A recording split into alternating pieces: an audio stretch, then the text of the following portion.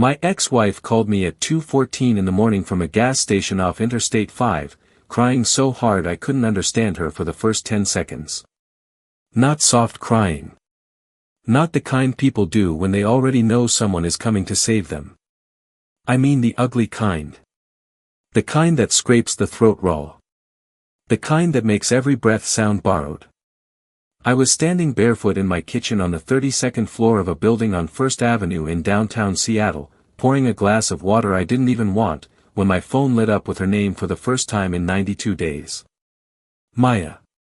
No heart next to it anymore. No photo. Just 5 letters on a black screen and a part of my life I had already buried. I let it ring twice. 3 times. On the 4th, I answered.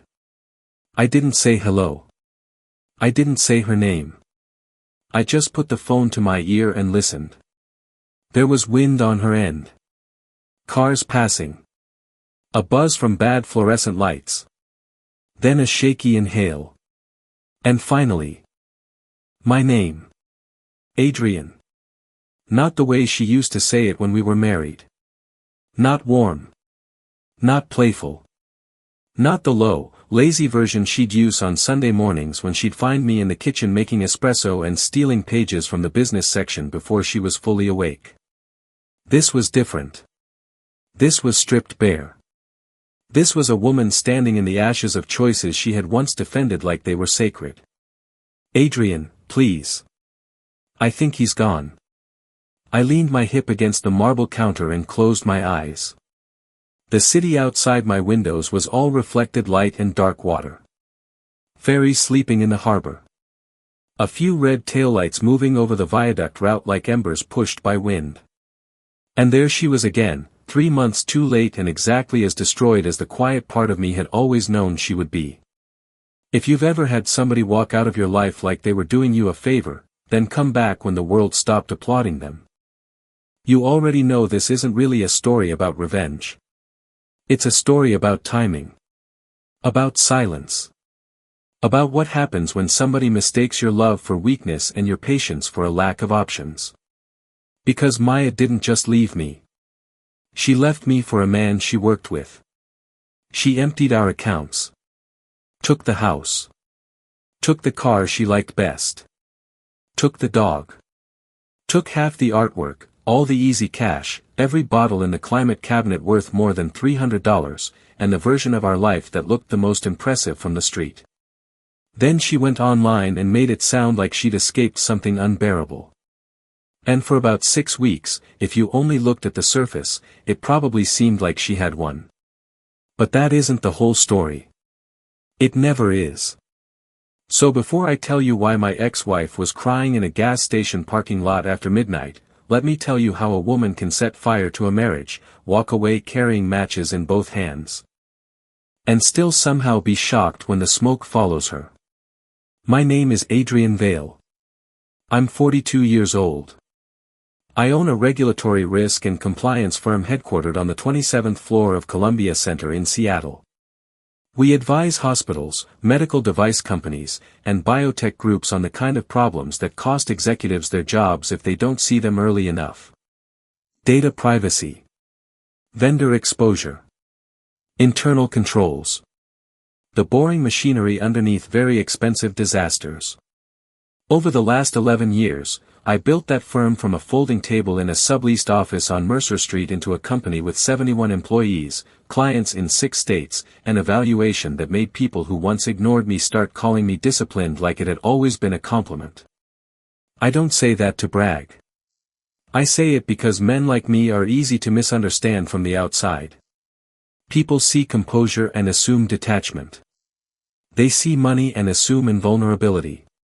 They see a tailored suit, a quiet voice, an office with a view, and they imagine that if something breaks in your personal life, you can just write a check large enough to make it stop hurting. That's not how it works. Pain doesn't care what your quarterly numbers look like. Humiliation doesn't shrink because your billing rate is high.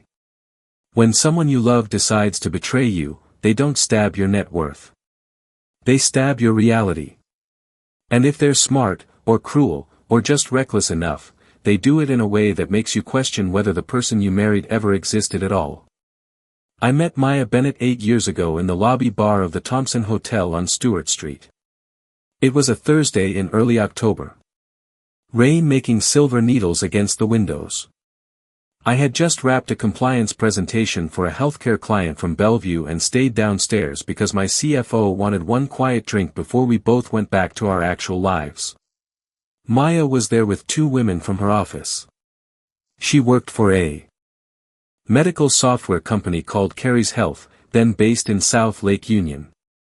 She was 31. Account management. Sharp enough to hold eye contact without turning it into a challenge. Funny in that controlled way some intelligent people are, where every joke sounds half accidental and half like they knew exactly what it would do to the room. She wasn't the loudest person at the bar. She didn't need to be. You noticed her because she looked like she had already edited herself down to what mattered. Dark hair pinned back. Navy silk blouse. One gold ring on her right hand that she turned when she was thinking. I sent over a drink she didn't ask for. Normally a move I hate. Normally the kind of thing that tells a woman you're leaning on money because personality is under renovation.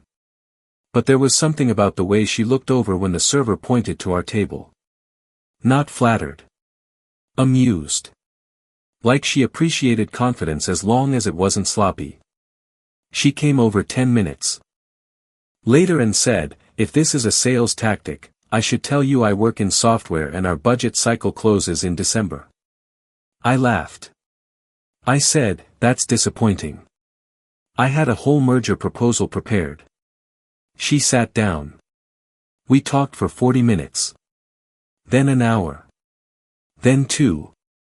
She told me she had grown up in Spokane, first person in her family to work in tech, and that she hated people who used corporate jargon in normal conversation. I told her I built risk models for a living, which she said sounded like a more expensive way of saying I worry professionally. She gave me her number without making it feel like a prize. We had dinner 4 nights later at Place Pigalle.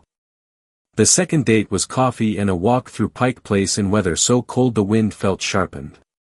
By the third date, I knew 2 things. First, Maya had ambition that ran deeper than aesthetics. She didn't just want nice things. She wanted leverage. Structure. Movement. She wanted the kind of life where she didn't have to ask permission. Second, I was already in trouble. Because once a man who lives by reading risk starts ignoring it, that's usually because emotion has already rewritten the spreadsheet. We were together 14 months before I proposed. Married 9 months after that. The wedding was at the Edgewater. 130 guests. November sky. Candles everywhere. Her dress was clean and simple, no glitter, no theatrics, just impossible to look at without thinking some things in life might actually turn out the way you hoped. I remember standing with my hand at the small of her back while the photographer adjusted his lens and thinking, very clearly, that I would spend the rest of my life making sure she never had to feel alone in the world again. That is the sentence that matters. Because love can make promises your future self has to pay for. The first 2 years were good. Not movie good. Real good. The kind that survives schedules and laundry and tax season and exhausted Tuesdays. We bought a house on the south slope of Queen Anne. 4 bedrooms. Original millwork. A view of Elliott Bay from the primary bedroom if the weather cooperated. The down payment came from me. The remodel budget came from me too. New appliances. Imported tile in the kitchen. Built-in shelving in the study because Maya said one day she wanted a room that looked like decisions got made inside it. I remember laughing when she said that. Then hiring the carpenter she'd bookmarked 3 months earlier. We got a Berndoodle and named him Weller because Maya liked whiskey and thought giving a dog a serious name made him seem more trustworthy. She left Carey's Health after year 3 and joined a newer health data platform in Fremont called Neurocore. Bigger upside. Better salary. More prestige. That's where Derek Nolan enters the story. Though not all at once. Men like Derek rarely arrive in a way that announces danger. If they did, half the damage they cause would never happen. Derek was 36. Senior Director of Partnerships. Married once, divorced quickly, the kind of man who dressed like he was permanently on his way to a panel discussion nobody asked for. Italian loafers without socks. Too much confidence in rooms where he hadn't done enough work to earn it. He talked in finished headlines. Everything was disruptive. Everything was transformational. Everything was a story he happened to be starring in. I met him at Nuracor's Winter Mixer at the Four Seasons. Maya introduced us near the bar while a jazz trio was turning every song into background music for expensive small talk. Derek had a bright handshake and the easy smile of a man who learned a long time ago that people confuse charm with substance if you move quickly enough. "Adrian, I've heard a lot about you," he said. "All good things, I hope." He grinned. "The profitable kind." Maya laughed. "I remember that too. Not because it meant anything then. Because memory is rude that way. It saves details you don't understand until later." At first, Derek was just a name in stories. A coworker. A manager from another team. Someone who could sell ice to a glacier and then brag about the margin. Maya rolled her eyes when she talked about him. Said he loved hearing himself speak. Said he turned every meeting into a TED Talk with worse hair. I believed her. Why wouldn't I? By then our life had a rhythm to it. She left around 8. I usually got home closer to 7. We ordered takeout more than we cooked during heavy weeks. We hosted friends once or twice a month. Sunday mornings were for coffee, dog walks. And pretending neither of us had email waiting. It wasn't glamorous, but it was ours. And people almost always destroy what they betray in stages. First by changing the emotional temperature. Then by changing the pattern. Then by acting insulted when you notice the room is cold. The first shift was tiny. Maya started protecting her phone. Not cartoonishly. Not in a way that would make a secure person panic. Just enough to register. Face down on the counter when it used to be screen up. Taking it to the bathroom at night. Turning notifications off for one specific contact while leaving the rest visible. The second shift was schedule. More late meetings. More off-sites. More dinners with the product team that somehow always happened on nights when I had something at the office and couldn't easily join. The third shift was harder to name and easier to feel. She became impatient with my presence. That's the only way I know how to say it. As if my mere existence in our shared space had started interfering with some internal story she preferred. I'd ask a normal question. How was your day? Do you want sushi or pasta?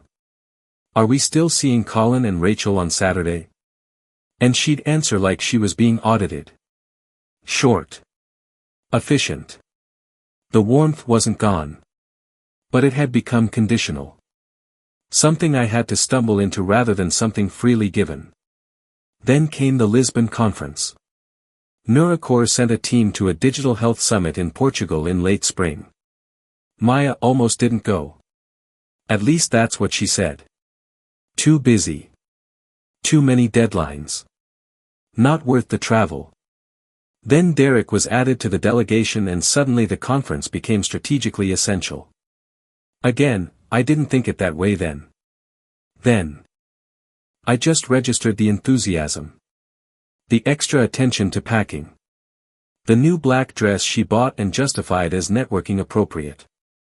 The hair appointment the day before the flight. People in happy marriages learn to narrate away anything that threatens the image they're invested in keeping. It's one of our worst survival skills. She was gone 5 days. When she came back, she kissed me at the door, dropped her carry-on in the hall, and said, I think I could sleep for a year. Normal enough. Except she smelled faintly like a cologne I didn't own. Something woody. Expensive. And when I mentioned it, lightly, almost joking, she said it was probably from hugging coworkers goodbye. Then she went straight upstairs and showered before she even unpacked.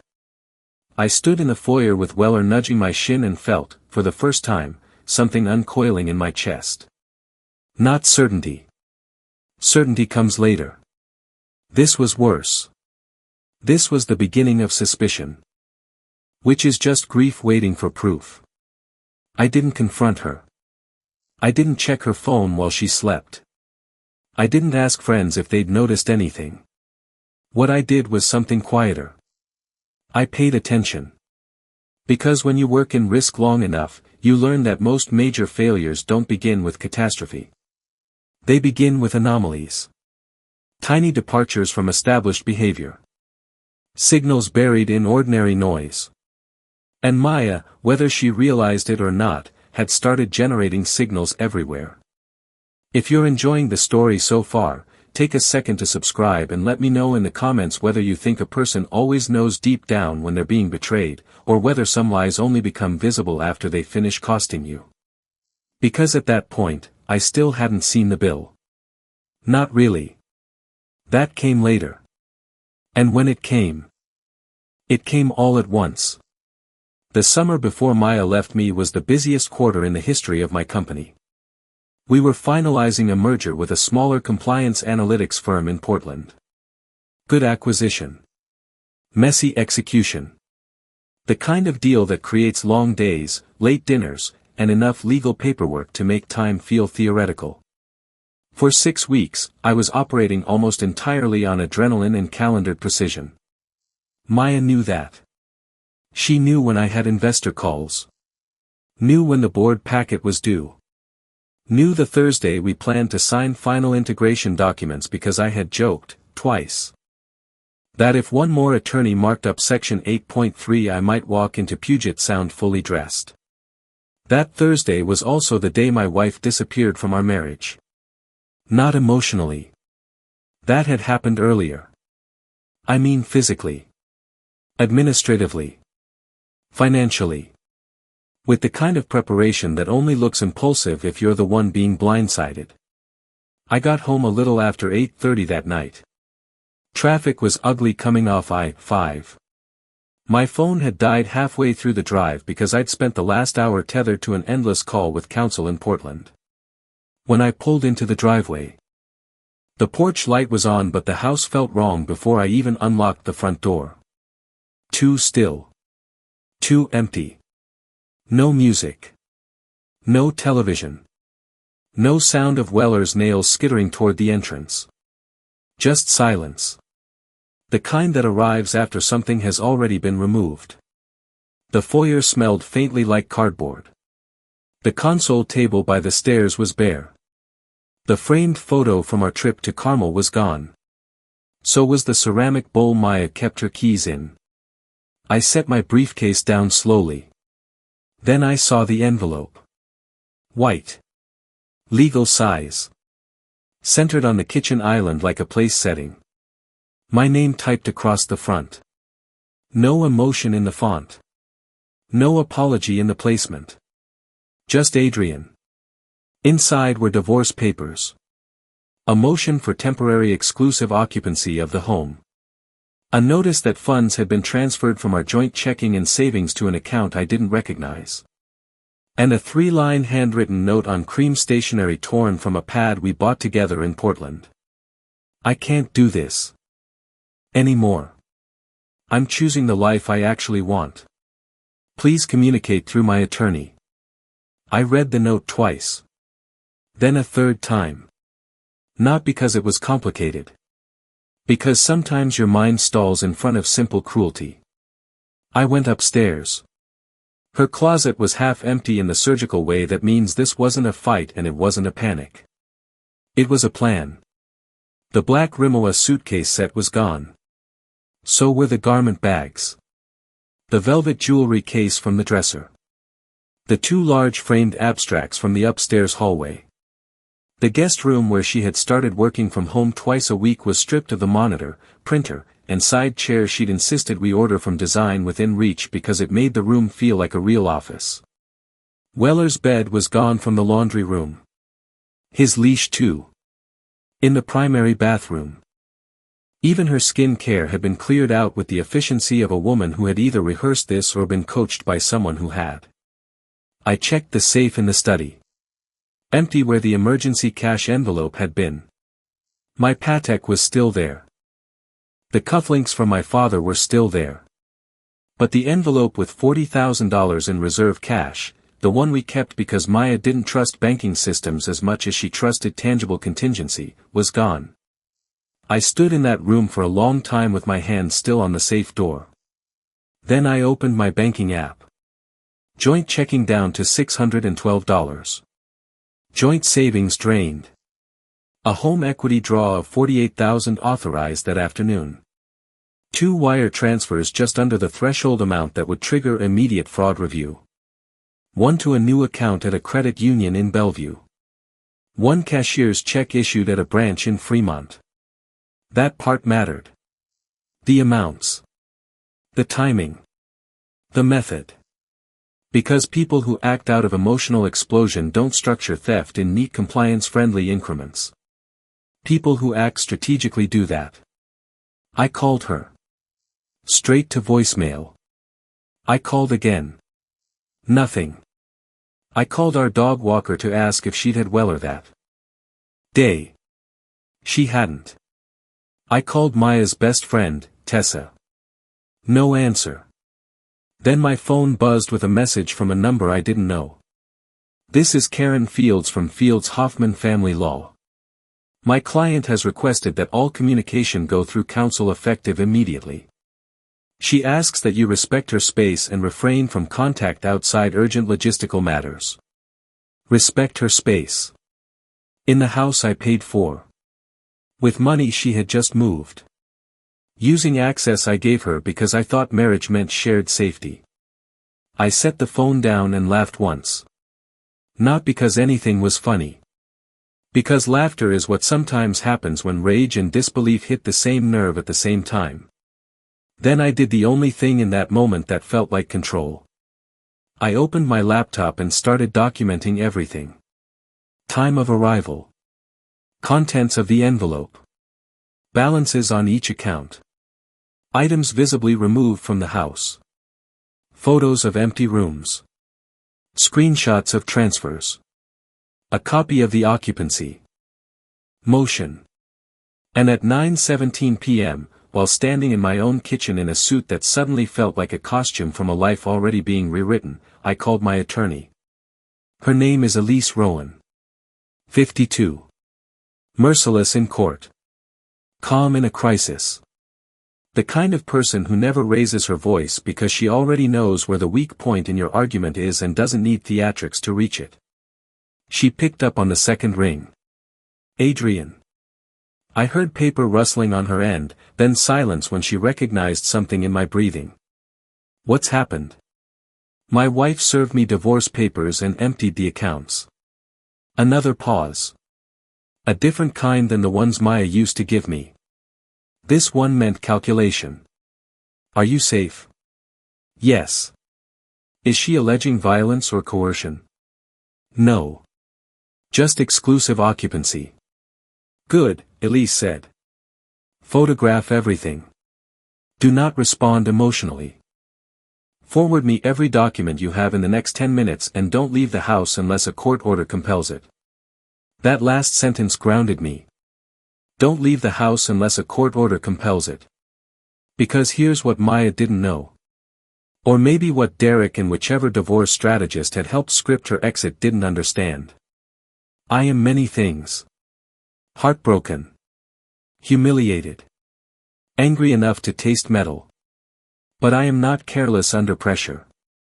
That's where a lot of people lose their lives in moments like this. Not literally. I mean the version of their lives that could have been salvaged if they hadn't panicked first.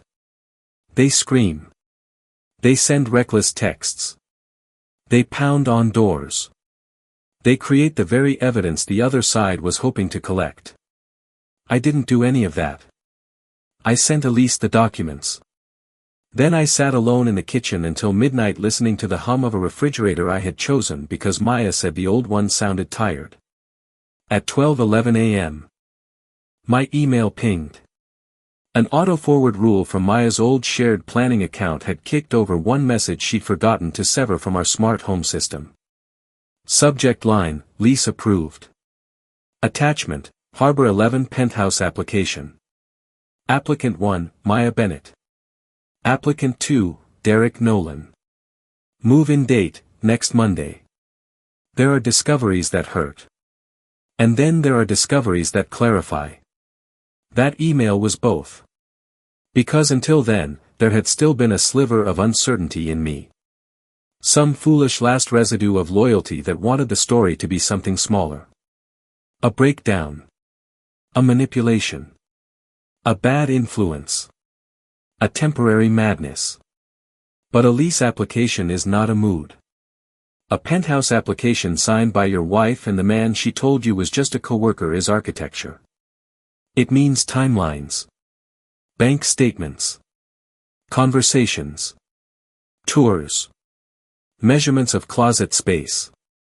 Arguments about rent and neighborhood and whether the western exposure gets too hot in summer. It means your marriage wasn't blown apart in one bad evening. It means it was dismantled carefully while you were still inside it. The next morning, I met Elise at her office on 4th Avenue at 7:30. I wore a charcoal suit and a navy tie because routine matters when your life doesn't. She had already printed everything. Highlighted sections. Sticky tabs. A yellow legal pad filled with notes in handwriting so compact it looked weaponized. She looked at me over reading glasses and said, "Before we talk strategy, tell me exactly what assets were held jointly, exactly what was transferred, and whether your wife had access to any business accounts." "No business accounts," I said. "Never." "Good." Then she asked the question I had been avoiding. "Do you know who Derek Nolan is?" "Yes." "Coworker. Senior director at Neurocore." Her expression didn't change. "Do you know he was at your house last Tuesday at 2:16 in the afternoon?" I stared at her. "How?" She turned her monitor toward me. Our home security system logged a delivery failure and sent a time-stamped clip to the cloud. Because Maya had removed me from the app on her phone the week before, the primary admin access defaulted back to my email overnight when she changed permissions incorrectly. On the screen, Derek stepped through my front door carrying 2 flat art boxes. Our art boxes. He was wearing sunglasses like that mattered indoors. Maya opened the door wider from inside. He smiled. She kissed him once. Casually. Like they'd been kissing for months. I watched the clip through to the end. Then once more without sound even though there wasn't any sound to begin with. Elise let me have the silence. Then she said, "I'm sorry. There are moments when the body chooses for you." Mine went cold. Not shaking. Not dramatic. Just cold in the deep. Old way that feels less like emotion and more like survival. You know what the worst part was? It wasn't the kiss. It was how familiar they looked. How domesticated. How utterly unhurried. Affairs in the imagination are all heat and danger. The truth is often much smaller and uglier. Routine deception. Comfort inside theft. 2 people moving your belongings like they're picking up dry cleaning. Elise got an emergency hearing set for the occupancy motion the following Tuesday. In the meantime, she instructed the bank to flag further abnormal transfers, froze the joint line of credit, and sent preservation notices regarding all financial records relevant to the marriage. She also told me something that mattered more than I realized at the time. Let her think you're stunned. Do not let her think you're inactive. That became the operating rule for the next month. Stunned on the outside. Systematic underneath. I moved out temporarily by my own choice 2 days later. Not because the court required it, but because Elise advised that staying in the house while Maya attempted to claim emotional discomfort might create avoidable friction. I checked into a residence suite at the Four Seasons on Union Street. Lake view. Neutral furniture. A kitchen no one had ever argued in. It cost too much and felt like nowhere. Which, under the circumstances, was almost a relief. Maya came back to the house the afternoon I was packing essentials. I heard her keys at the front door. Then her footsteps slowing when she saw me in the study with 2 garment bags and a banker box. For a second, we just looked at each other. She was wearing white jeans and a camel coat like she had somewhere better to be after detonating my life. Her face gave nothing away except surprise. I don't know what she'd expected. Maybe sobbing. Maybe pleading. Maybe a man sprawled across the damage making her feel important. What she got was me folding shirts. Adrian. She said quietly. I stood. Maya. She looked past me at the open safe, the labeled files on the desk, the stack of printed bank statements. Her eyes narrowed just slightly. We need to keep this civil, she said. Civil. That's a remarkable word to use after looting a marriage. I said, you took $183,000 from joint accounts, drew down the house line, removed personal property without discussion, and moved into a place with your coworker before serving me. Explain to me which part of that felt civil to you. She exhaled sharply. I didn't take anything that wasn't half mine. That's what people say when they've confused access with entitlement. Her jaw tightened. This isn't about money. No, I said. It's about method. That hit. You could see it. Because people can defend a feeling. They struggle to defend a procedure. She crossed her arms. I wasn't happy, Adrian. I felt alone in this marriage for a long time.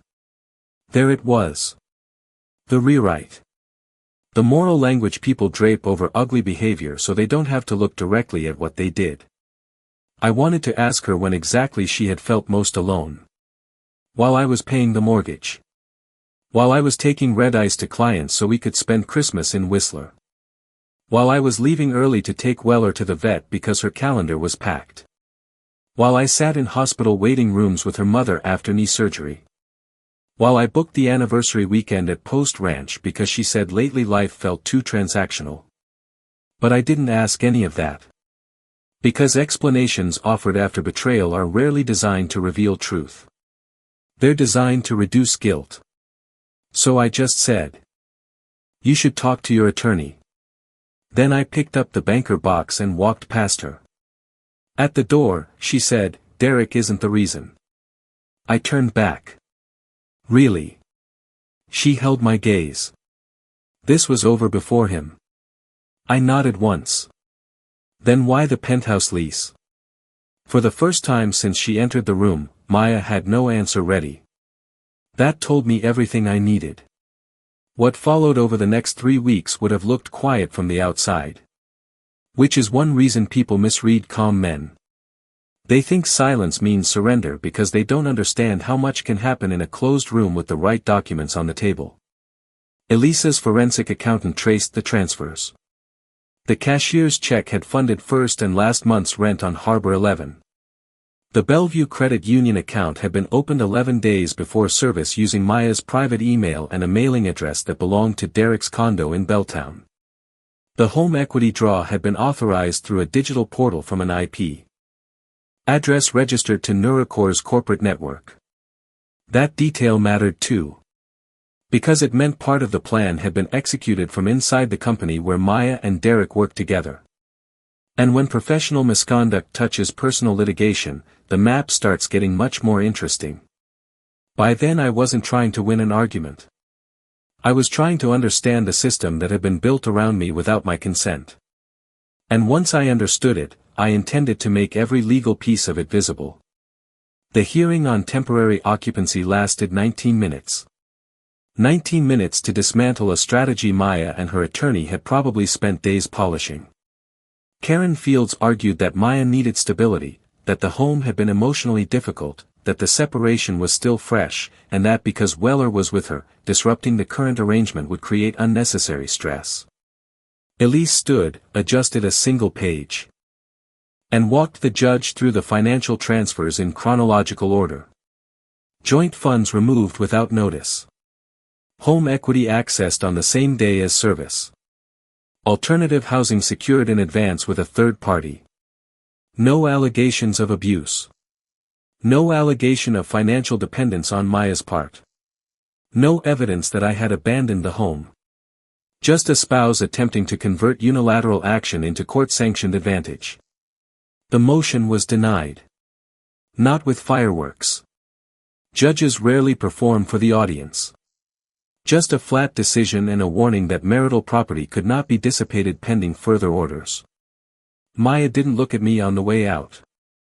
Derek, who had apparently driven her to the courthouse and waited downstairs like an emotional support peacock, stared at his phone when I passed him in the lobby. I almost pitied him. Almost. Because by then a clearer picture of him had begun to form. Not just as the man sleeping with my wife.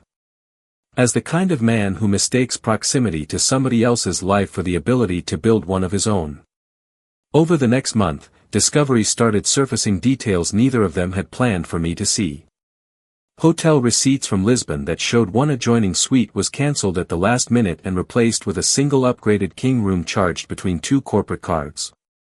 Dinner expenses at Canlis on a night Maya told me she was stuck in a product roadmap session. A weekend in Napa tucked under a conference pretext. Text records indicating over 900 exchanges in 6 weeks. No content yet. Just volume. And volume has its own kind of honesty. You don't send nearly 1,000 messages to someone who means nothing. You send them to someone you've already built a second world with. Meanwhile, Maya was doing something I hadn't expected. She was curating a narrative. Subtle online posts. Nothing explicit enough to be defamatory. Just suggestive enough to invite assumptions. Captions about choosing peace. About finally breathing again. About how hard it is to leave what no longer aligns. Photos of wine glasses on rooftop decks. A blurred masculine shoulder in one frame. Weller in another, wearing the same green harness I'd bought at Mud Bay because she said the black one made him look too serious. Friends began sending me screenshots with apologies attached. My sister Claire texted, "Do you want me to say something to her?" I wrote back, "No." My college friend Nolan called and said, "If you need me to come up there and commit a felony, I'm available Friday." I told him to stay in San Diego. What people don't understand about humiliation is that attention often makes it worse before it makes it better. You don't want commentary. You don't want allies performing outrage on your behalf. You want stillness. You want one room where the story hasn't become public property. So I kept mine small. Work. Elise. Claire. My trainer. And Martin Reed, my COO, because he needed to know why I was suddenly in the office before dawn and gone again by 7. Martin asked only one personal question through the whole thing. "Do you want me to clear your calendar next Thursday?" "What's Thursday?" "Company anniversary dinner," he said. "You and Maya always hosted the leadership table." I stared at him for a second. Then I laughed softly. There was a time in my life when that would have gutted me. The social choreography. The empty chair. The questions. But once a marriage has been broken open at the foundation, you stop caring quite so much about whether dinner looks symmetrical. "Keep it on the calendar," I said. He nodded. "And Adrian?" "Yeah. Whatever this is, don't let it make you smaller." That sentence stayed with me. Not because it was profound. Because it was practical. Pain has a way of recruiting your identity if you don't guard the door. Pretty soon you're not a man going through a divorce. You're the divorced man. Not a person who was betrayed. The betrayed person. Not an executive navigating a crisis. The executive everyone whispers about when your name comes up near the espresso machine. I refused that conversion. So I kept my routines. 6 a.m. Strength sessions 3 days a week. Coffee from the same place on Marion. Board prep on Sundays. Quarterly review meetings in person, not remote. Fresh shirts pressed. Shoes shined. Hydration. Sleep when I could get it. And at night, when the hotel room started feeling too neutral and my own head got loud, I walked. Seattle at night is a city built for thinking badly and then recovering from it. Water, hills, expensive buildings lit from the inside like everybody in them has their own private weather. I walked along the waterfront and let the anger burn off in layers. Not all at once. That would have been too easy. Layer by layer. At some point during week 5, a different kind of information surfaced. Not from discovery. From a recruiter. A woman named Hannah Pierce who occasionally sourced senior risk talent for us called my office asking if I knew Derek Nolan personally. I said only in passing. Why? She hesitated. Because he listed you as a strategic reference on a board application he's circulating for a startup accelerator. I sat back in my chair. He did what? Apparently he talks about you like you're close. Mentor energy, she said. I nearly smiled. There it was again. Derek trying to turn borrowed proximity into personal brand equity. Using my name while sleeping with my wife. That level of shamelessness would have been impressive if it weren't so cheap. I asked Hannah to forward the materials. She did. The application described Derek as a growth architect with deep relationships across healthcare compliance and strategic advisory. One bullet point read, trusted by leading Pacific Northwest operators. Including Adrian Vale. That was the moment the situation stopped feeling like a private wound and started feeling like contamination. Because betrayal at home is one thing. Betrayal reaching for your professional identity is another. I forwarded the packet to Elise. She replied 4 minutes later. Do not contact him. But save every version of this. Understood. A week after that, something even more useful arrived. Nuracor's in-house legal team produced travel and expense records responsive to discovery requests related to marital asset use and possible reimbursement overlap. They had probably expected routine noise. What they found instead was a pattern. Derek had expensed multiple meals where Maya was the only accompanying employee. He'd booked car service after events where corporate policy required standard ride share. He'd approved her attendance at 2 client dinners not assigned to her division. And most significantly, he'd submitted reimbursement for a 2-night stay in San Francisco during what internal calendars called a partner strategy summit. The summit ended the first afternoon. Their return flights were rebooked privately for the following evening. Room service on the second night included 1 bottle of Sancerre, steak frites, sea bass, and chocolate torte for 2. People always think exposure comes from dramatic proof. Lipstick. Photos. A confession. But institutions don't move on romance. They move on policy violations. Favoritism. Expense misuse. Documentation that turns intimacy into liability. By then I understood something about Maya that I had resisted seeing during the marriage. She wasn't just unhappy. She was impressed. Impressed by Derek's performance of freedom. His confidence. His recklessness. The way he moved through rules like they were suggestions for other people. To someone who had spent years beside a man as measured as me. That probably felt like oxygen. Until it started costing her air. The company anniversary dinner happened on a Thursday at Ascend in Bellevue. 38 guests. Top floor. Too much glass. I arrived alone in a black suit and no wedding ring. That last detail got noticed more than anything else. One of our newer directors glanced at my left hand, then at Martin, then immediately looked guilty for being alive.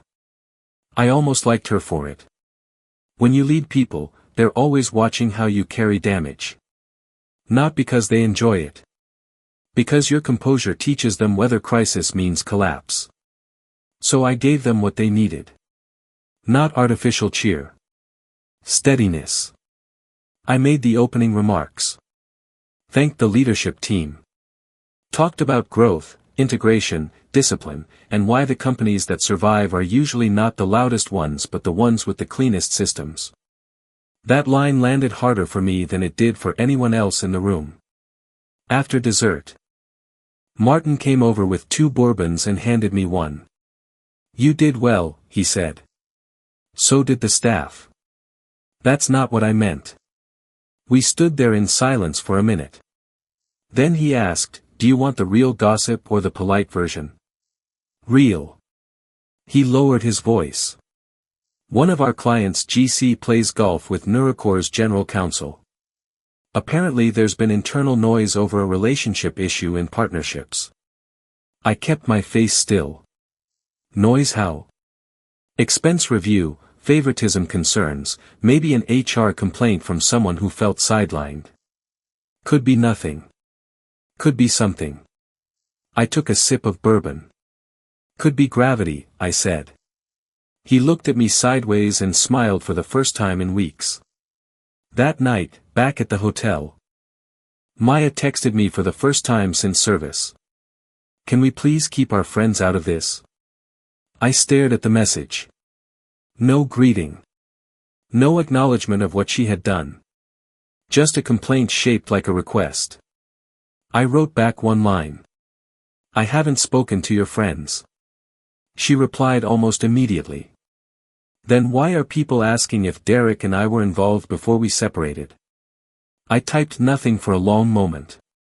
Then, probably because they can count backwards. That was cruel. Also true. She didn't respond. 3 days later, Claire called me laughing so hard she had to start over twice. "What? Your ex just soft-launched a breakup playlist and then deleted it." I pinched the bridge of my nose. "Claire. I'm serious. One of my friends follows her. It's all songs about betrayal and bad men and losing yourself." I said nothing.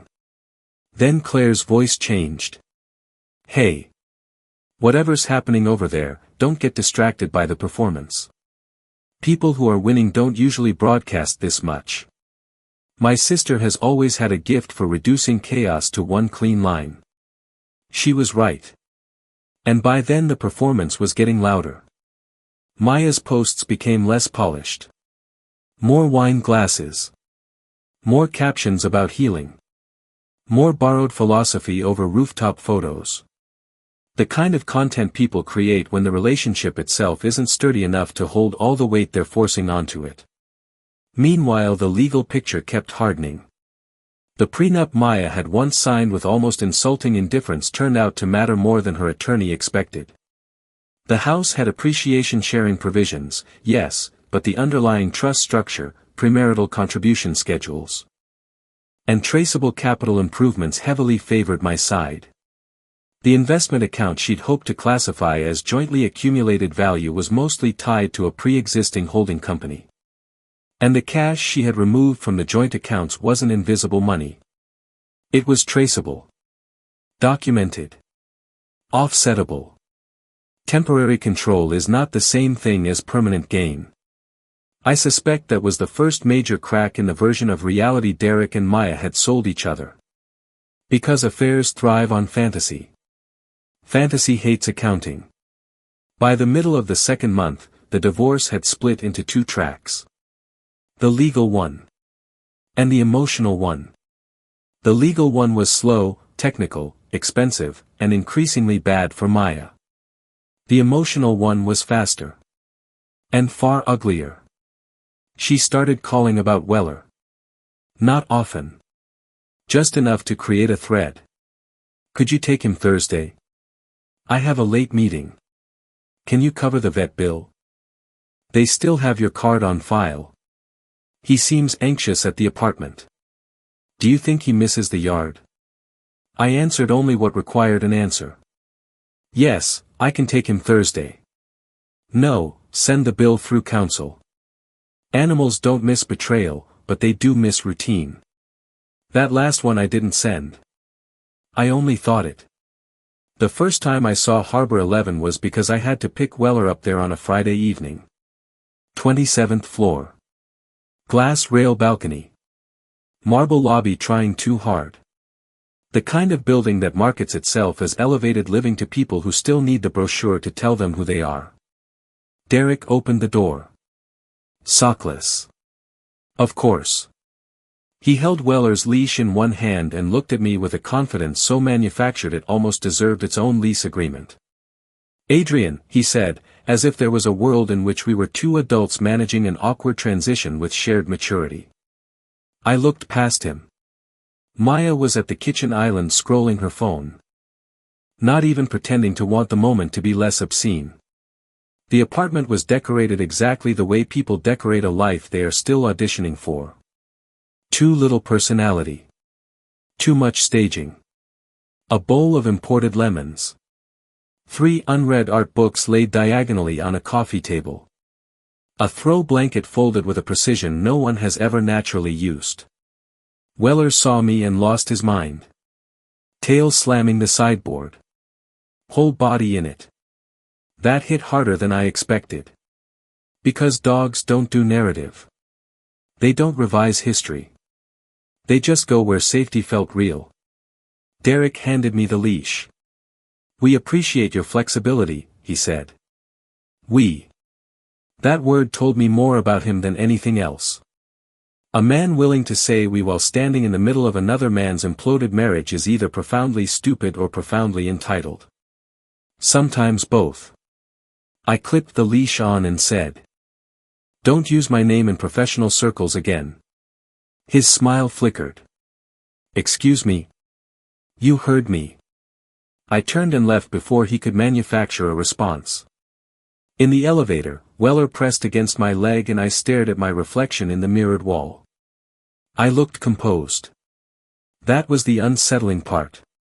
You can be living inside a personal catastrophe and still look like a man on his way to a board meeting. At the vet the next morning, Dr. Kwan scanned Weller's chart and asked, so are we updating his home address now? There are questions that sound harmless until they reach damaged ground. I said, not yet. She glanced up, realized immediately she'd stepped on something, and just nodded. 2 weeks later. Home address got easier to answer. Because Maya lost Harbor 11. Not the apartment itself. Not yet. She lost the version of it she thought she'd secured. The landlord required income re-verification after a complaint regarding repeated guest disputes and unauthorized long-stay visitors. Turns out Derek's compensation package wasn't as stable as he had implied. A large part of his expected bonus had been deferred and then frozen pending internal review at Neurocore. That detail came to me through Elise, who got it from a financial disclosure packet Karen Fields should have reviewed more carefully before filing. The packet also revealed something else. Maya had used part of the money she took from our accounts to cover not just her half of the move, but Derek's share too. Furniture. Security deposit. Parking fees. A Peloton. Some man always becomes very spiritual about freedom when another woman's cash is financing it. By then Karen Fields was starting to sound different in letters. Less aggressive. More practical. Phrases like perhaps we can resolve this without further unnecessary motion practice began appearing where certainty used to live. That's lawyer language for your client did not understand the paperwork as well as she claimed. Then came the HR complaint. Not from me. That matters. I never contacted Neurocore. Never threatened them. Never sent anonymous tips. I didn't need to. Systems tend to notice when enough weight lands on the same weak beam. Apparently a woman on Maya's team had filed concern months earlier that Derek repeatedly reassigned high-visibility accounts to Maya despite inferior performance metrics on paper. Nothing happened then. But once the expense records, travel overlaps. And favoritism questions started stacking up under discovery requests. Internal counsel had no choice but to widen the review. Within 10 days, Derek was put on administrative leave. Within 17, Maya was suspended pending investigation into misuse of company resources and non-disclosure of a relationship affecting reporting decisions. She called me that night. I didn't answer. She texted. "Did you do something to my job?" I looked at the message for a long time before replying. No. But truth usually does eventually. She sent 3 dots. Then nothing. That silence was new. Maya had spent the first month of the separation speaking from a position of moral altitude. Even through counsel. You could feel it. A woman claiming relief. Claiming inevitability. Claiming the right to walk out of a marriage because her soul had apparently discovered better architecture. But unemployment has a way of flattening metaphors. So does rent. So does a man like Derek under pressure. People with genuine character get more honest when life tightens. People built mostly from performance start looking for exits. At the end of month 2, I moved out of the Four Seasons and into a furnished condo on Western Avenue that I intended to keep for at least a year. 2 bedrooms. Floor-to-ceiling windows. A kitchen large enough for thought but not for history. I bought new plates. New sheets. A better coffee machine than the one in the hotel. Not because I was nesting. Because there comes a point after a betrayal where you stop trying to restore the old container and start building a cleaner one. Claire helped me pick art. Mostly because she didn't trust me not to buy something gray and emotionally evasive. One Saturday we spent 3 hours in Pioneer Square looking at galleries and pretending this was a normal brother-sister errand instead of trauma recovery with parking validation. At lunch she asked the question everyone else was too polite to say out loud. Do you miss her or do you miss who you thought she was? I put my fork down. I don't know anymore. She nodded. That's usually the answer when the deception was good. We ate in silence for a while. Then Claire said, for what it's worth, the woman who's crying about fairness now is the same woman who moved out before telling her husband she was leaving. Don't let grief make her more noble in memory than she was in action. I love my sister for many reasons. One of them is that she understands sentimentality can be a form of self-harm. So I stopped romanticizing the beginning. Not completely. I'm not a robot. But enough to see the pattern clearly. Maya liked security as long as she could still imagine herself choosing it freely. The moment security started feeling like a structure she hadn't personally authored, she mistook stability for confinement. Derek offered her the illusion of self-invention. A version of adulthood without consequence. A rooftop, a coworker, a new zip code, a borrowed dog, and captions about choosing herself. For a while. That probably felt intoxicating. Then the bill arrived. It always does. The first public sign of trouble came from somewhere ridiculous. LinkedIn. Derek quietly updated his profile headline from Senior Director of Partnerships at Neurocore to Strategic Growth Advisor. No company listed. No dates. Just fog. That same afternoon, one of Maya's colleagues who had always liked me a little more than discretion allowed sent Claire a screenshot of Derek loading boxes into the Harbor 11 service elevator while visibly arguing with someone off camera. Claire forwarded it to me with one line. Your boy looks aerodynamic. I shouldn't have laughed. I did. A week later, Maya's attorney proposed mediation. That was fast. Fast meant pressure. Fast meant cash burn. Fast meant the old plan wasn't holding. At mediation, Maya wore cream slacks and a pale blue sweater and looked tired in the expensive way people do when they've spent serious money trying to keep their collapse aesthetically consistent.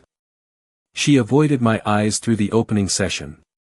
Derek, notably, was not there. Neither was the confidence that had once wrapped around her like perfume. Karen Fields spoke about equitable distribution. Temporary instability. A desire to move forward constructively. Elise responded with spreadsheets. Asset tracing. Premarital contributions. Documented dissipation. Projected offsets. When we broke into separate rooms, Maya asked if she could speak to me directly for 5 minutes. Elise looked at me. I said yes. She came in holding a paper cup of untouched coffee. For a moment we were just two people who used to know how the other took breakfast. Then she said, I didn't think it would go like this. I leaned back in my chair. Which part? Her eyes flashed. You don't have to be cruel. Cruel, I said quietly. Is moving your boyfriend into an apartment with money you took before your husband even knew the marriage was over. She looked down. I know how it looks. No. You know how it reads in Discovery. She swallowed. Derek told me things would stabilize once the divorce was filed. That sentence was almost beautiful in its stupidity. Not because Maya was unintelligent. She isn't. Because educated people are often the easiest marks when a lie flatters their immediate desire. Stabilize how? She shook her head. He said his bonus was coming. He said the company review was routine. He said once we got through the ugly first part, we'd be able to breathe. And there it was. The first real crack of shame. Not over me. Over being sold something cheap and finding out too late she'd overpaid. I asked only one question. Did you ever intend to tell me before you took the money? Maya didn't answer right away. Then she said, I thought if I told you first, you'd move it. That one landed clean. Because beneath all the language about unhappiness and needing to choose herself, there it was. She knew the method was wrong. She just believed preemption would protect her. I stood. We're done here, I said. And for the first time since I met her, Maya looked at me like she understood that access to my life was no longer an argument she could win. After mediation, the collapse sped up. Maybe because fantasy requires momentum.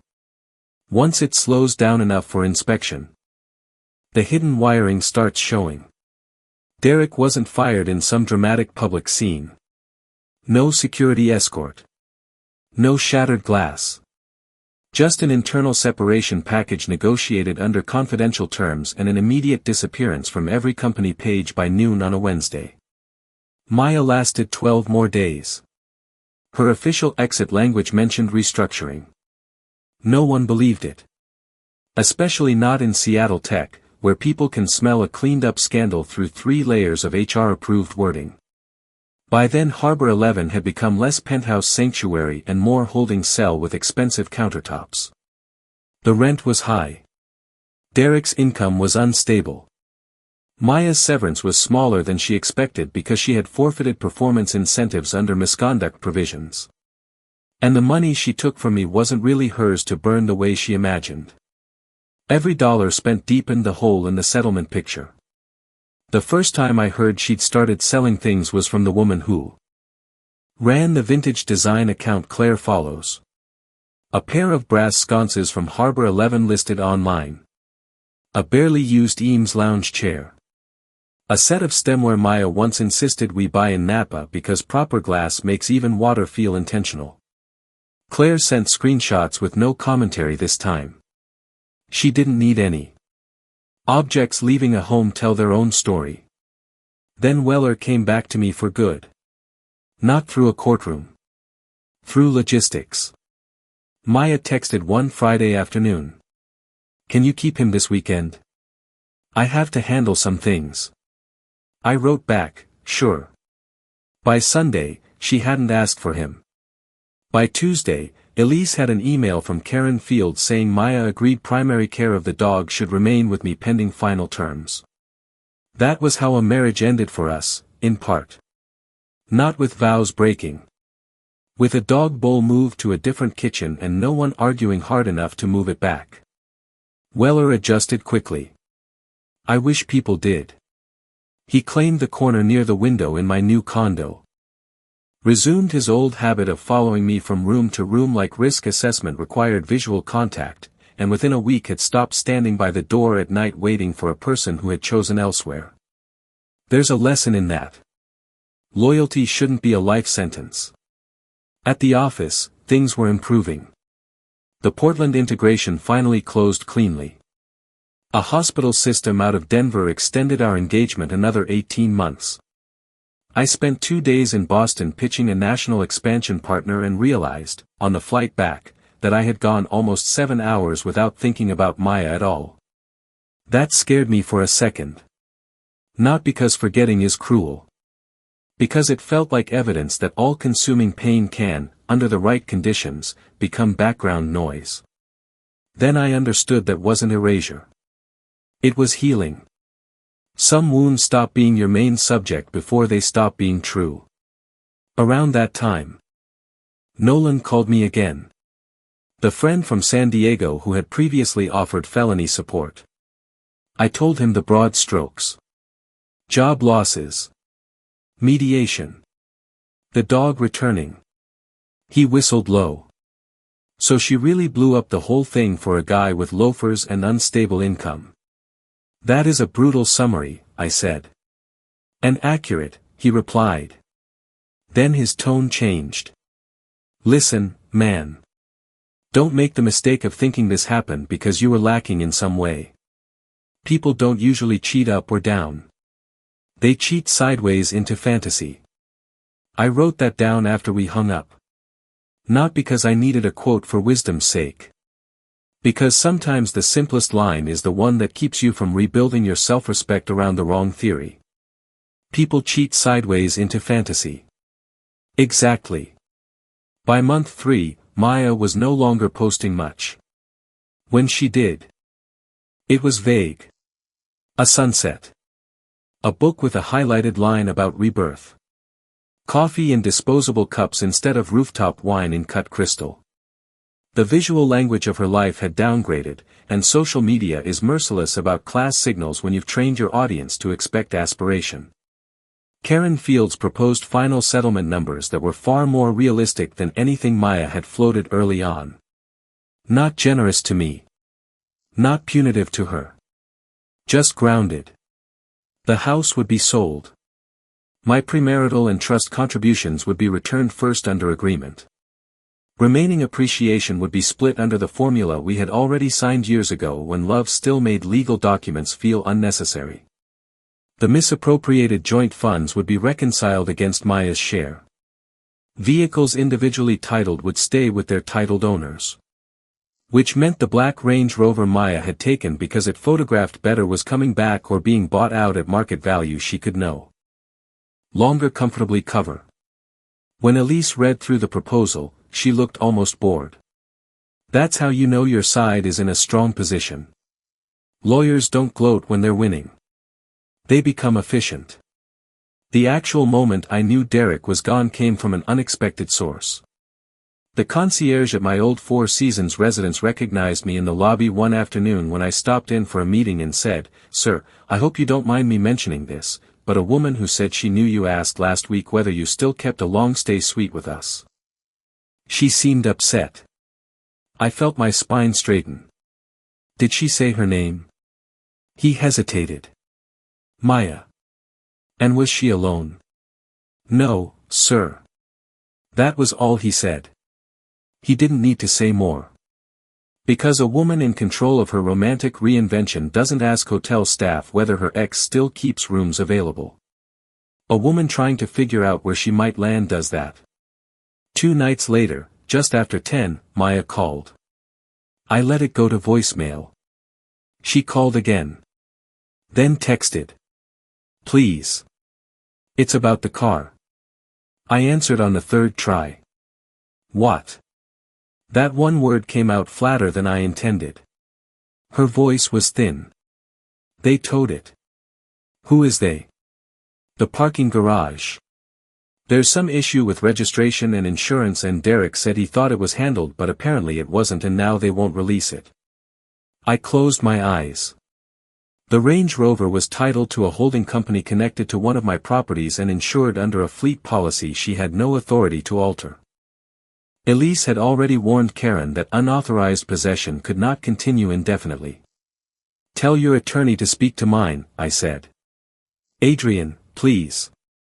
I just need to know what to do tonight." "No, you need to know what to do now that he isn't doing it for you." Silence.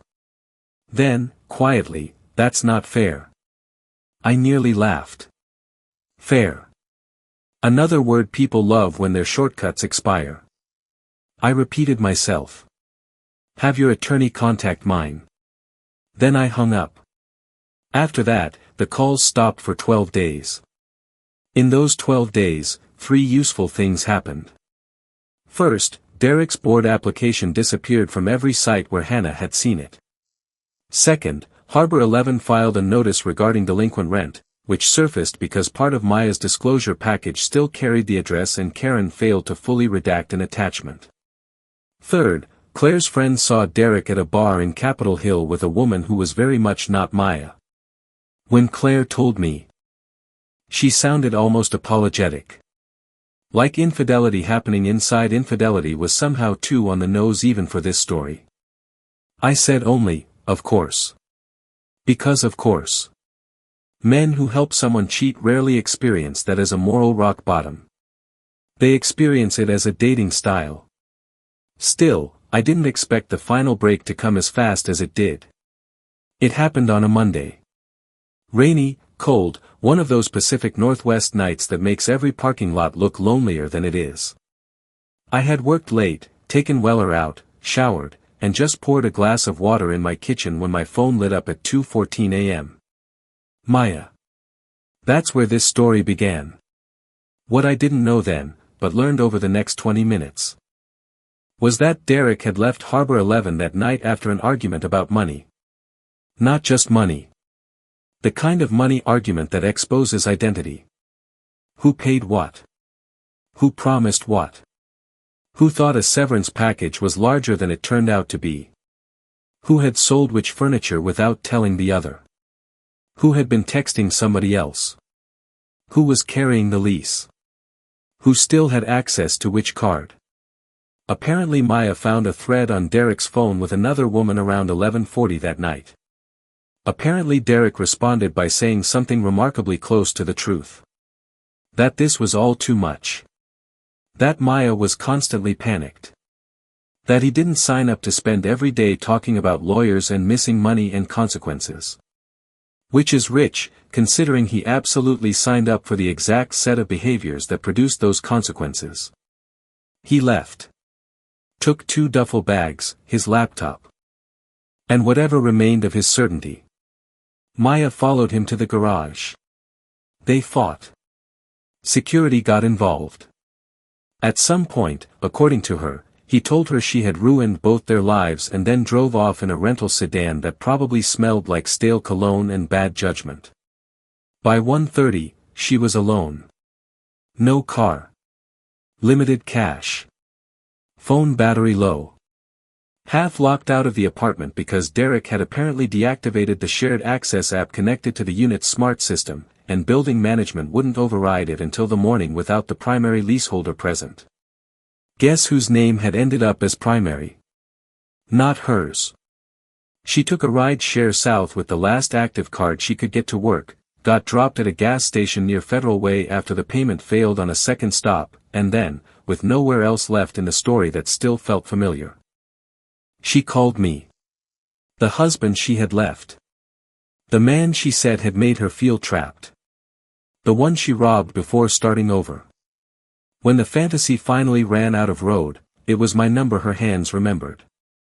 So there I was, barefoot in my kitchen, listening to the woman who had dismantled our marriage cry into a phone she could barely hold steady. "Adrian," she said again, "please don't hang up." I didn't answer right away.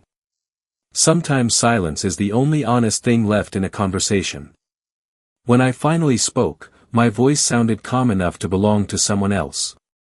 "Where are you?" "A chevron off the freeway," she said. "I don't know exactly." "Near Federal Way." "I can send the address." Send it. A pause.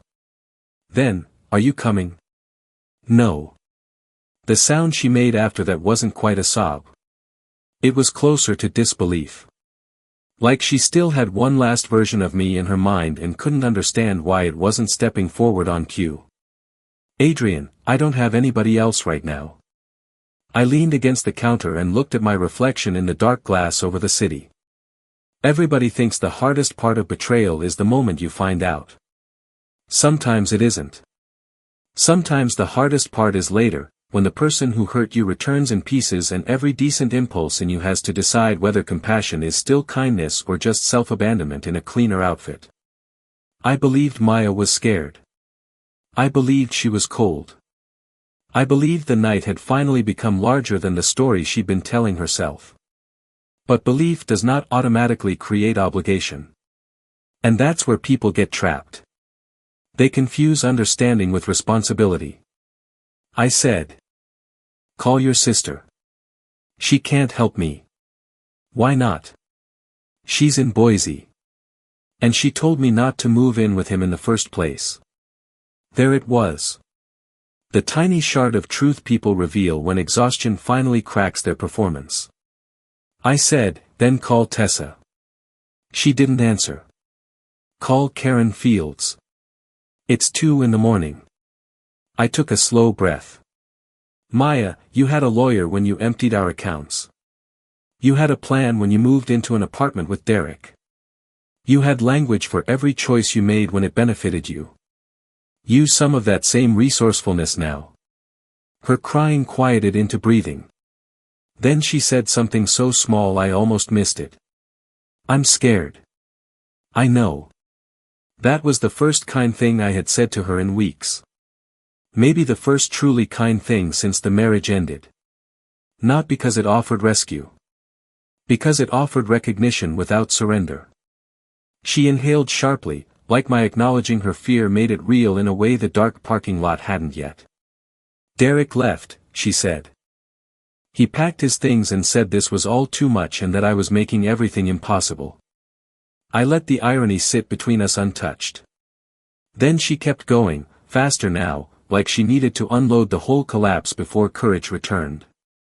He said the lease was in his name because his credit looked better on paper. He said he'd cover the shortfall until his bonus cleared.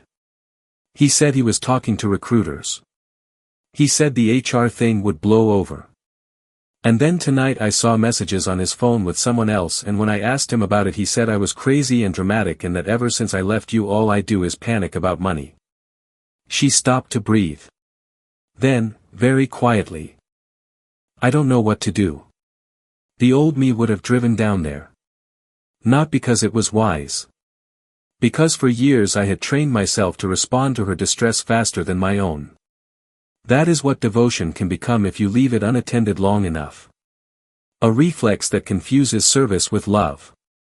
But devotion without boundaries is just a high-end form of self-erasure. And I had done enough erasing for one lifetime. So instead of grabbing keys, I asked practical questions. Do you have your wallet? Yes. ID? Yes. Phone charger? No. How much battery? 11%. Any card still working? One debit card. How much cash? $30. Good. There was rustling on her end. Maybe she was sitting down. Maybe sliding along the side of the building because fear had finally exhausted the part of her that liked remaining upright. What are you doing? She asked. Making sure you're not in immediate danger. And then? And then you solve the next hour. I heard her swallow. Say something, Adrian. About what? About any of this. There was a time when I would have. When I would have spent an entire night inside a conversation like that, trying to engineer meaning out of rubble. Trying to understand the exact moment her loyalty shifted. Trying to hear something that would reduce the shame of having loved her so completely while she was building an exit with another man. But insight is overrated at 2:14 in the morning. Especially when it arrives attached to consequences instead of honesty. So I said the only thing that felt worth saying. You made a series of decisions based on a fantasy and now the fantasy is gone. She started crying again. I know. Do you? Yes. No, Maya. I don't think you do. Because if you did, you wouldn't be calling me like I'm still your safest place after you treated me like an obstacle to your freedom. She went quiet. The wind on her end got louder. Then she said, I'm sorry. That's a sentence people worship too easily. Sorry is useful when it arrives before damage compounds. Before lawyers. Before theft. Before six-figure transfers and rewritten narratives and a dog learning a new address. After all that, sorry isn't meaningless. But it isn't medicine either. It's just sound trying to catch up. I asked her, sorry for what? Another long silence. Then, for all of it. No, I said. That's too vague. Sorry for what? This wasn't cruelty. It was precision. People hide in general language because specifics force ownership. Finally she whispered, for lying. For taking the money. For moving out before telling you. For making it look like you were the reason. For thinking he was worth it. For thinking I could control what happened after. There. That was closer. Still incomplete. But closer. I closed my eyes. Somewhere behind me, Weller shifted in his bed near the windows. Seattle remained lit and indifferent. A ferry horn sounded low across the water. And I understood, very suddenly, that the version of me who had needed her to fully understand what she destroyed was gone. Not dead. Just retired. Maybe that's what healing is. The point where accountability matters more than explanation. I said, here's what you're going to do. Her breathing changed again. Hope is incredibly fast. You're going to walk inside and ask the cashier if they can call a local cab company if ride-share won't process. You're going to book one night at the airport hotel or any safe place you can afford.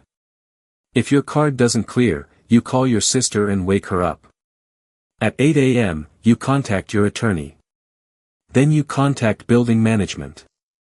Then you start dealing with the life you chose as it actually is, not as it was sold to you. A broken little laugh came through the line. That's it? What were you expecting? I don't know, she said. Maybe for you to tell me it would be okay.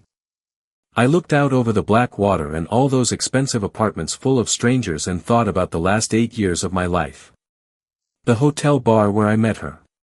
The first house key I handed her. The way she used to tuck cold feet under my leg in bed. The Lisbon conference. The legal envelope on the kitchen island. But not because I rescue you tonight. I heard her cry harder at that. Not dramatic.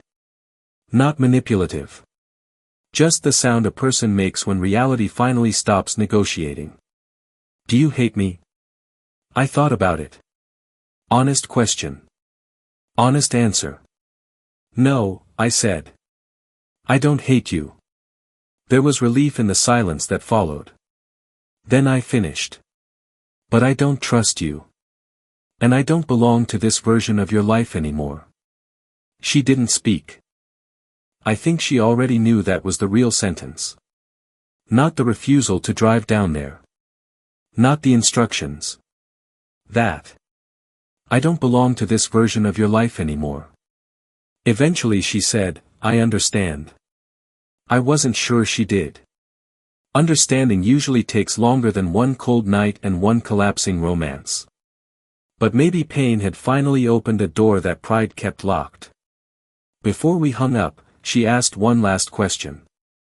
Were you ever going to forgive me? I said, forgiveness isn't access. That's all. Then I ended the call. I stood in my kitchen for a long time after that, phone still in my hand, water untouched on the counter, heart strangely steady. I expected triumph. Some dark clean satisfaction. Instead what I felt was lighter and older and far less cinematic. Relief. Relief that I hadn't abandoned myself to prove I was still a good man. Relief that compassion no longer required self-betrayal.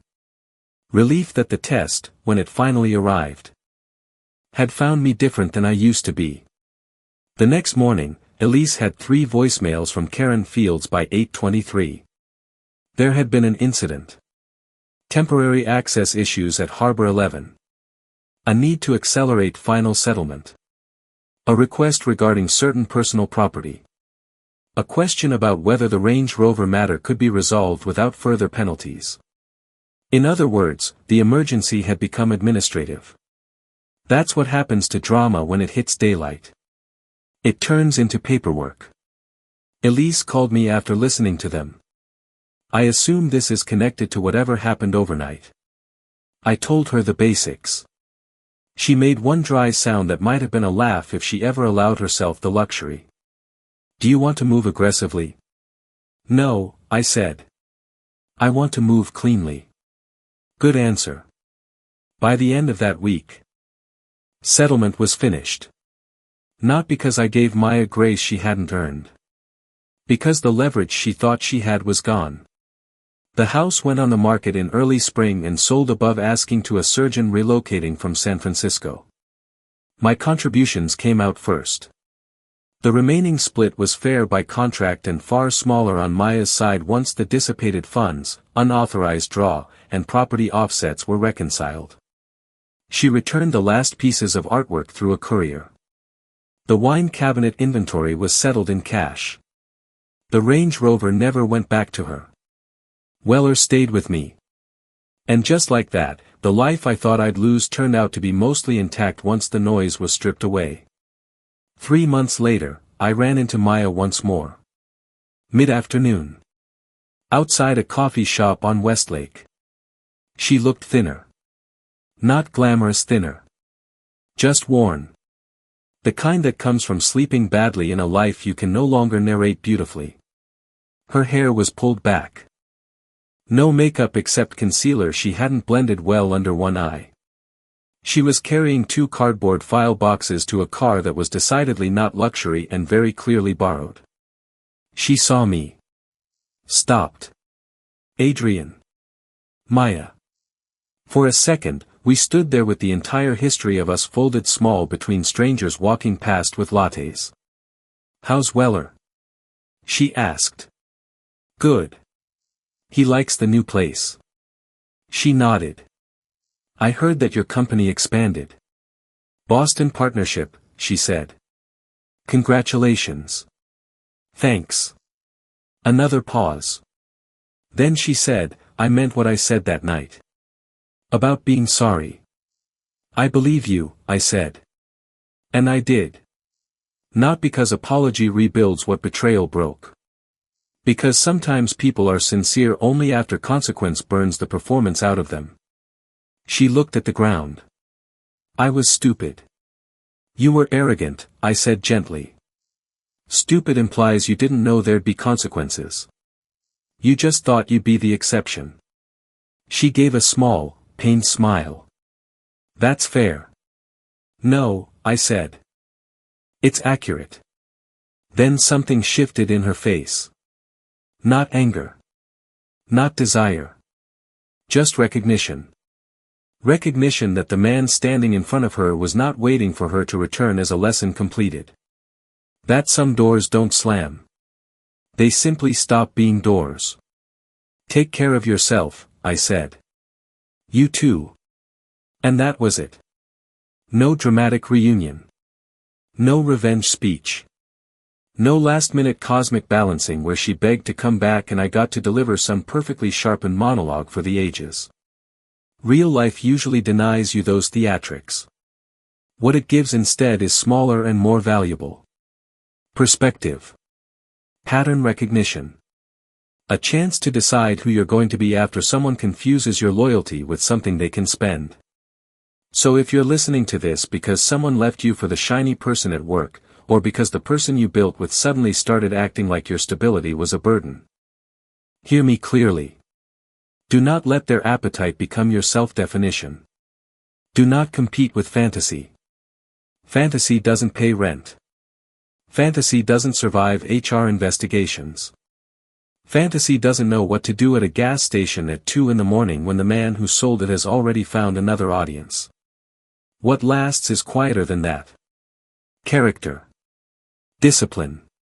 The ability to stay steady when being loud would feel better for 5 minutes and cost you for 5 years. My name is Adrian Vale. My wife left me for her coworker and took everything she could carry. 3 months later she called me crying from a gas station because the life she chose had fallen apart exactly the way unstable things do. I didn't save her. I saved myself. And in the end, that turned out to be the more important rescue. If this story hit you, tell me in the comments what you would have done when the phone rang. And if you want more stories about betrayal, dignity, and the moment people finally realize who they walked away from, subscribe and stay with me.